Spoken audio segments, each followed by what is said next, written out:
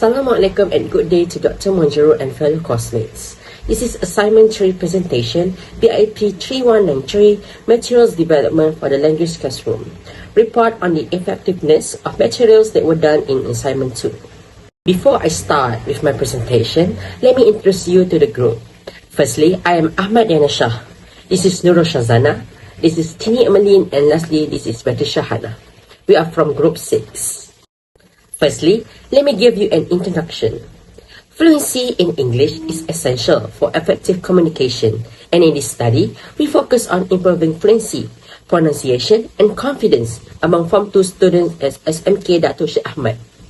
We selected Unit 8, Good Luck, Bad Luck, from the Form 2 syllabus and designed engaging and interactive teaching materials to develop speaking skills. Our approach combined digital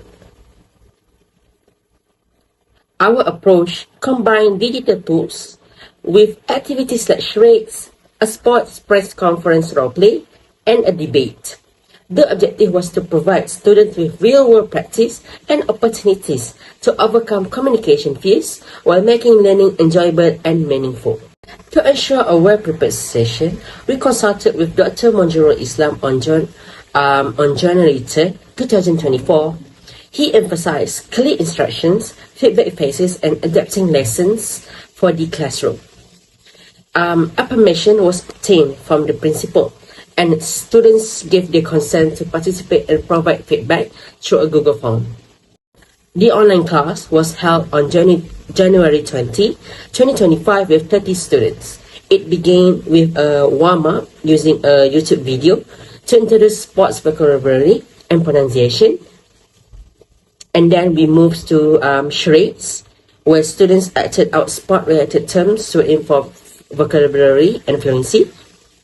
And then a press conference roleplay, where students took on roles of reporters, athletes, and coaches, encouraging interactive Q&As using this sports-related vocabulary and language. And finally, a debate using a digital tool, Let's Debate game, where students discuss topics like football is better than badminton, which is an example, to build critical thinking and structured arguments. After each activity, students reflected on their challenges and progress during these guided feedback sessions, where we address pronunciation, sentence structures, and fluency while boosting their confidence at the same time.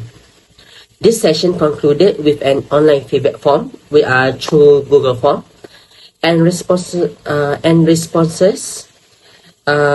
shows that whether students found the materials effective or not, and they have to share suggestions for future improvements of the materials itself.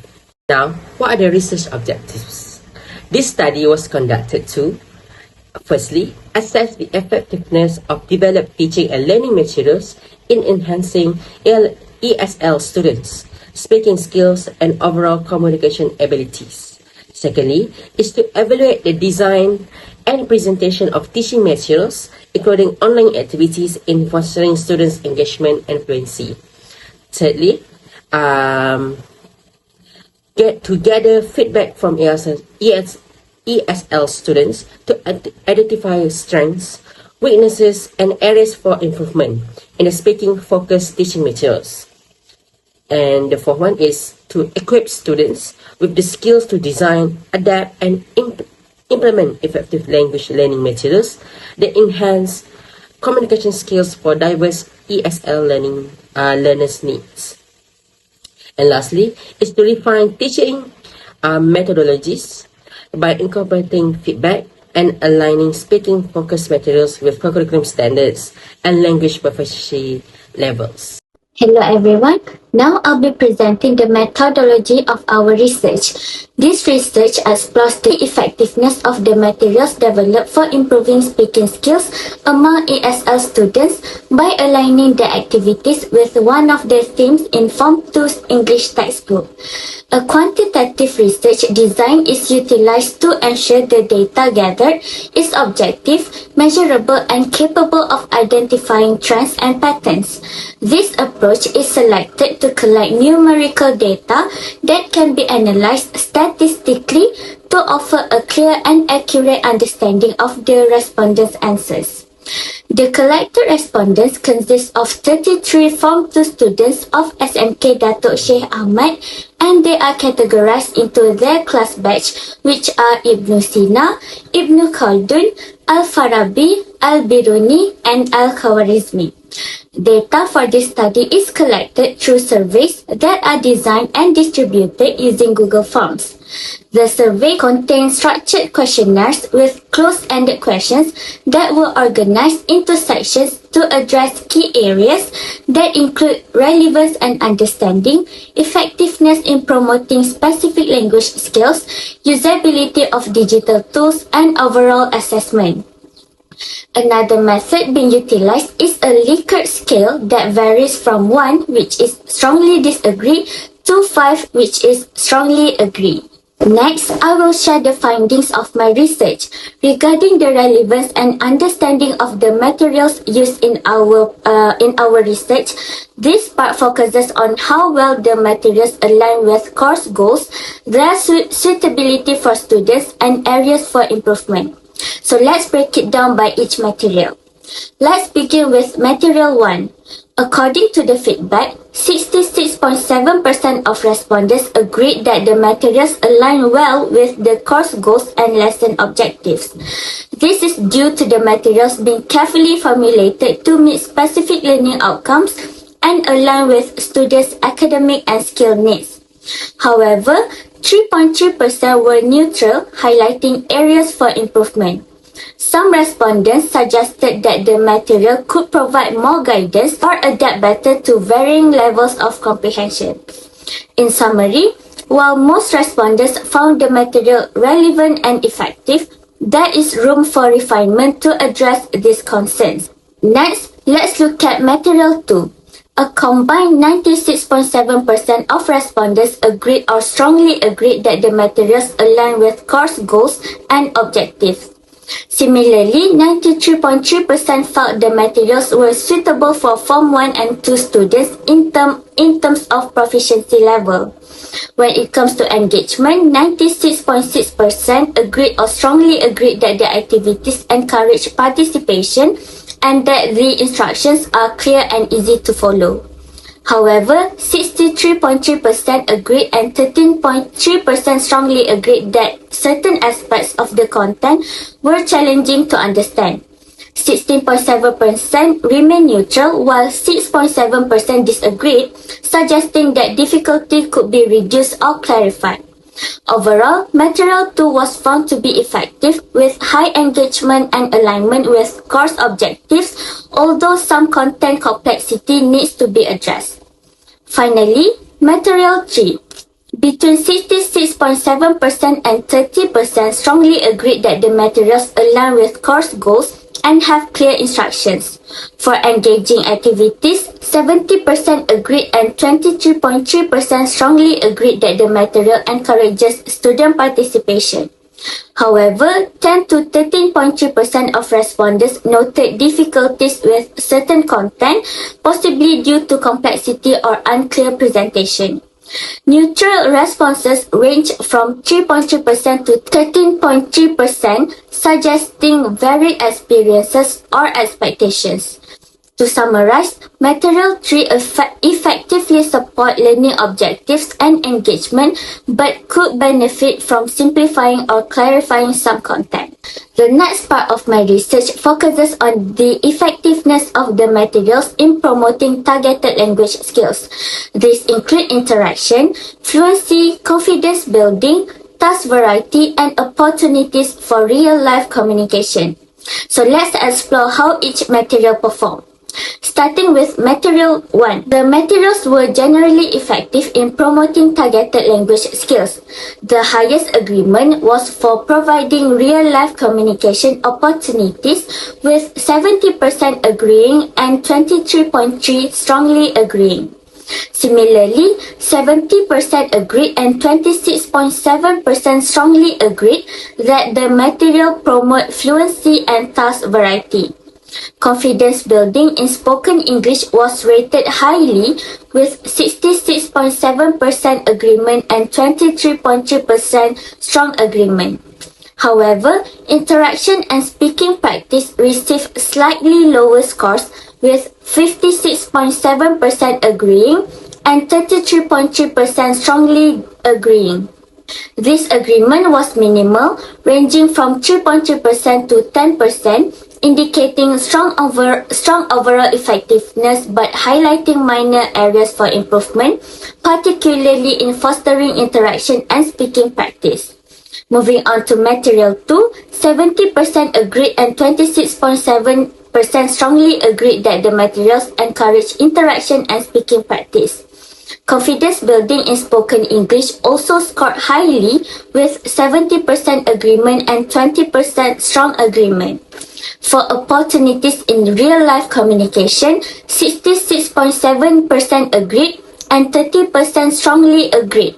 Fluency and vocabulary promotion saw 70% agreement and 20% strong agreement. Lastly, task variety was a strong point with 73.3% agreeing and 23.3% strongly agreeing that there was enough variety in the speaking task. Overall, Material 2 demonstrated a strong emphasis on interaction, confidence building and task variety, making it highly effective in promoting targeted language skills. Lastly, let's look at Material 3. Between 56.7% and 70% agreed and 23.3% to 33.3% strongly agreed that the materials encourage interaction, improve confidence and provided opportunities for real-life communication and fluency. Neutral responses ranged from 3.3% to 10%, particularly in areas like task variety and real-world communication. These results suggest the material are effective overall but could benefit from enhancing task diversity and increasing real-life relevance. Moving forward, in this section, I will present the findings on how well the digital tools supported learning. The focus is on usability, accessibility, interactivity, and the overall effectiveness in enhancing the learning experience. So let's examine the results for each material. Starting with material 1, the results show a highly positive perception of the digital tools with agreement levels ranging from 63.3% to 73.3% and 26.7% to 33.3% strongly agreeing. Minimal disagreement or neutrality suggests that the tools are user-friendly, effective and beneficial for learning. Respondents highlighted that the tools successfully enhance the learning experience and boost confidence in their use. Overall, the digital tools in Material 1 effectively support students in their learning journey. Now for Material 2, the results similarly indicate strong agreement about the digital tools' usability and effectiveness with 63 to 73.3% agreeing and 20 to 33.3% strongly agreeing. A small percentage, up to 13.3% neutral and 3.3% disagree, reported less confidence or found some features less intuitive. This could be due to varying familiarity with digital tools, personal preferences, or specific experiences. Despite these minor concerns, the tools in Material 2 were well received with minimal usability issues. Lastly, for Material 3, most respondents had positive perceptions with 70% agreeing and 23.3% strongly agreeing on usability. Similar scores were seen for interactivity, multimedia integration, relevance and confidence, with 66.7% to 70% agreeing and 26.7% to 30% strongly agreeing. Neutral responses ranged from 3.3 to 6.7%, while 3.3% disagreed on usability. Some challenges noted included lack of familiarity with the tools, accessibility issues, personal preferences for traditional methods, occasional technical problems, or insufficient training on how to use the tools. Finally, I will present the findings from the overall evaluation of the materials. This part focuses on their effectiveness, innovation, and applicability in the classroom, as well as how well they support language skill building and participation. So let's begin with material 1. The results indicate a strong positive reception with 66.7 to 73.3% agreeing and 23.3 to 33.3% strongly agreeing across all aspects. Minimal neutrality was reported ranging from 0 to 6.7% and there was no disagreement. The highest agreement was on the successful implementation of the materials and their applicability in lessons at 73.3%. The lowest agreement was on promoting both individual and group participation at 63.3%. Moving on to material 2, 66.7 up to 73.3% of respondents agreed and 20 to 30% strongly agreed that the materials excel in innovation, participation, and language skill building. Neutral responses range from 3.3 to 13.3%, particularly for interactivity and applicability. There was no disagreement, which reinforces the positive perception of the materials. The neutral ratings may reflect varying expectations or limited relevance for a small group of respondents. Lastly, for material 3, 66.7% to 73.3% agreed and 23.3 to 30% strongly agreed that the materials were innovative, effective, and suitable for use. Neutral responses range from 3.3 to 10% with 3.3% disagreement on one aspect regarding the material's contribution to language skills. The neutral and disagreeing responses suggest varying perceptions of relevance, engagement, or usability for certain needs or contexts. While the majority of respondents had a positive perception of material 3, addressing these specific concerns could enhance its overall effectiveness. That's all from me. Now I'll pass it to the next presenter. Thank you. Hi, my name is BATRISYIA and today I'll be presenting some key issues and suggestions for improvement regarding the teaching materials for our report. These observations are based on student feedback, which provided valuable insights into the challenges they face and how we can address them effectively. Okay, so let's start with the challenges. Firstly, many students struggle with content difficulty, especially with sports-related vocabulary and unclear instructions. For example, one student commented that the materials were too difficult for Form 1 and Form 2 students.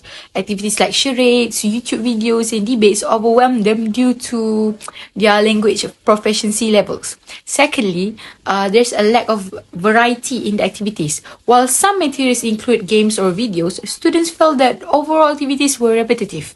They suggested incorporating hands-on tasks, group projects, and more diverse multimedia resources. Lastly, the materials had limited interactivity. While the charades game in Material 1 was a good start, students wanted more interactive features like quizzes, gamified activities, or tools to practice speaking and get feedback. Now, let's move on to how we can improve these materials. First, adapting content. To address content difficulty, we can simplify vocabs using visual aids, flashcards, or pre-task activities. Clear step-by-step instructions can also reduce confusion. For debates, we can use relatable topics and provide sentence starters to guide their arguments. Secondly, enhancing variety, like adding quizzes, role plays, group tasks, and multimedia like animations or videos can make the learning experience more engaging and cater to different learning preferences. Thirdly, increasing interactivity. We can introduce gamified speaking activities, interactive quizzes, and online tools that allow students to record and assess their performance. For low-tech alternatives, simple printed materials like topic cards can also work well.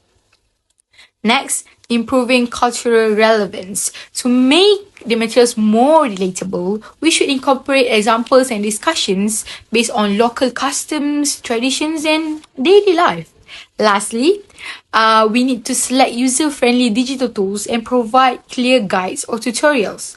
This will ensure students can focus on learning instead of struggling with technology. So this can address to the digital challenges. Now we will go to the conclusion part. I will now summarize the key points from our group assignment, focusing on the insight we gain and their relevance to teaching English as a second language, especially in today's modern 21st century classroom. So, for the integration of technology, we use tools like YouTube, which made our lessons more engaging and easy to access. These 21st century technological innovations allow us to modernize traditional teaching methods and create a more dynamic learning experience. And for the student feedback highlights, we noticed that students enjoyed the interactive activities and found them helpful. However, some challenges were identified here, like complex instructions and lack of relatable content. Their feedback gave us valuable insights for improvement. We have also identified areas for improvement for this material. For example, we have to simplify the instruction for the student to understand it easily.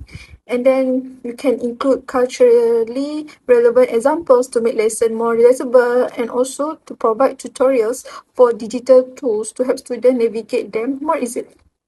Moving to the benefit of interactive learning, we noticed that these interactive activities help students to collaborate, think critically, and practice real-life communication.